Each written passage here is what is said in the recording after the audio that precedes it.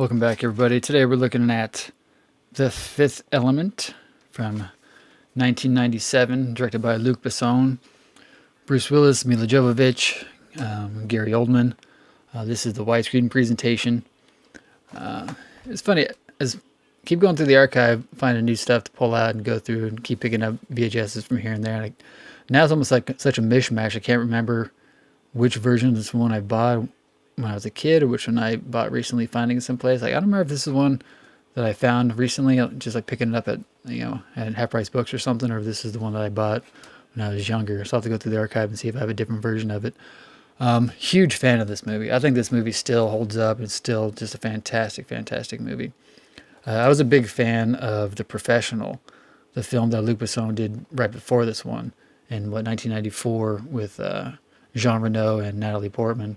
So I was familiar with that movie, so that turned me on to Luc Besson. And so when this movie came out, I put two and two together and realized it was the same director. This movie, like I said, still holds up. I think it's such a great mixture of practical visual effects, because there's a lot of models that they used, and then along with the actual CGI that they used as well. Go. It's one of Bruce Willis's better films of the mid-90s.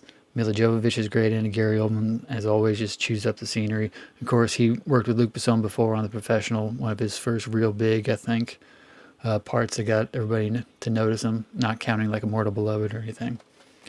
I remember I saw this in theater down at what used to be a Dickinson Theater here in Kansas City or Lenexa area down the street. The first movie theater I worked at. This is about 5-6 months or the summer before I worked at the theater, though. But I remember seeing this in auditorium number 9 with a group of my friends. We all rode our bikes down there and watched it.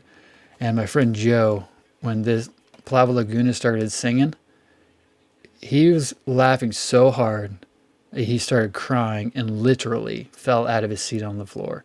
Like, no exaggeration, not speaking hyperbolically, he literally was crying, laughing so hard, and fell onto the floor. Another thing I remember is drinking my drink and eventually wondering why my root beer started tasting like hot tamales. It's because my friend stuck some hot tamales in my root beer.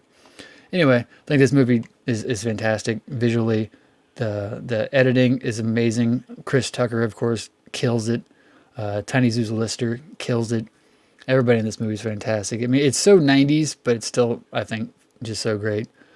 This is one that I had the pleasure of showing on 35mm back in, I want to say, maybe 2014. I did a reel-to-reel film presentation of it for our late show at one of my theaters that I ran, projection for. Obviously, Lulu Dallas Multipass is like one of the most quoted lines from this movie, which is so random, so funny. I adore this movie. Again, I think it still holds up visually. It's one of Luc Besson's better. I don't think he's done anything better since this. I mean, kind of after this, I kind of lost interest in a lot of his stuff, but I still respect this film a lot. So yeah, did you guys see this in theaters? See it on film? Have you seen it digitally since? What do you think of Plava Laguna? Chris Tucker is just amazing in it. So yeah, like, comment, share, subscribe. Tell me your stories about this movie, and I'll see you guys next time. Peace.